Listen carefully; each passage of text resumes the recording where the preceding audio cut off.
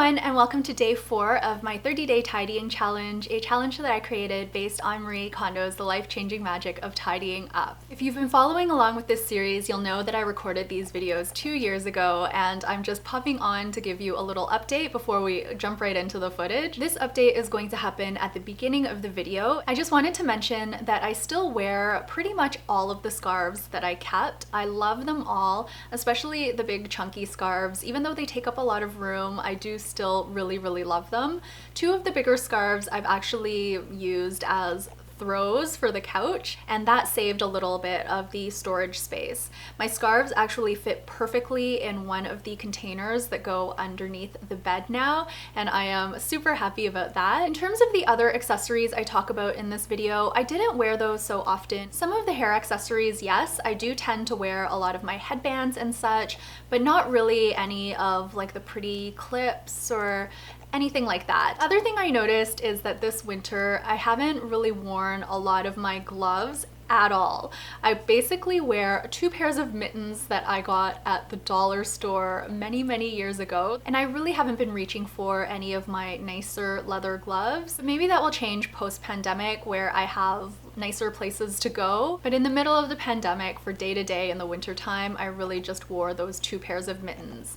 So those are all the updates for this video. Let's jump right in to day 4. This is the footage that I recorded about 2 years ago. Today we are going to be going through scarves, belts, hats, hair accessories, gloves, and mittens. A lot of different categories today of what is essentially clothing accessory kimono, or clothing accessory miscellaneous items. Similar to my handbags, my clothing accessories are stored in multiple places, and I'm gonna try to gather them all up into one central location and then start tidying. With each item I handle, again, I'm going to be asking myself, does this spark joy? And if I'm having trouble with a particular item, I'm going to think to myself, do I want to take this item into the future with me? By now you guys are familiar with my couch, aka the holder of all things as I tidy. Let's go ahead and pull out all of my clothing accessories kimono. I am overwhelmed by the number of clothing accessories that I have. I am going to try to pare this down, and it's interesting because as I'm going through the process, I'm honing in a little bit more on what sparks joy. In particular, there are a few things from day 2 that I think I could say goodbye to. That day, I pretty much kept my entire existing collection of socks, stockings, underwear, and swimwear, but I think it was because I was enjoying the tidying process so much, I was a little bit distracted. I think I'm understanding more about why Marie Kondo advocates discarding first and then thinking about organizing, because I was so caught up in the organization and I was so pleased that everything fit into its own little box that I didn't really pay close enough attention to what sparked joy that day. I am going to revisit previous categories as I continue through the process. Let's jump back to our task for today. Maybe I'm procrastinating a little bit as well because I don't want to deal with this mountain behind me. But we've got 26 more days of mountains after this, so I better get used to it. Today, what I think I'm gonna do is separate all of my clothing accessories kimono into their own respective categories. I'll create little subcategories for winter scarves, so my thick, heavy scarves, as well as my lighter scarves. I'll have a little subcategory for hats, winter hats, as well as baseball caps or more summery type hats. A subcategory for hair accessories, and then gloves and mittens. Once I'm done that, I will think a little bit more carefully about how to go about tidying. But I'm not gonna think too much about organizing today like I did on day 2. Instead, today I'm going to focus more on seeing what items spark joy. Initially, I was kind of excited for today because I really love scarves, but then going through them, a few things struck me. Number 1 is how many blanket scarves I have and how big they are. They take up so much storage space. I have gone through my scarf collection so many times in the past, and I can genuinely say I love all of the scarves that I have in my collection. Today was difficult because I wasn't able to pare down a lot of what I had, especially in the scarf category, and I also had trouble thinking of a storage solution for my big, chunky blanket scarves. I wear probably 80% of them, and the balance I either just forget about or they're buried deep in my closet and I don't have time to get them out. That brings me to the other thing I noticed today is that I have a lot of accessories in today's subset of categories that I love, that spark joy, that I don't wear because I don't see them, I don't remember them, they're just not top of mind. In the KonMari method, the goal is to display accessories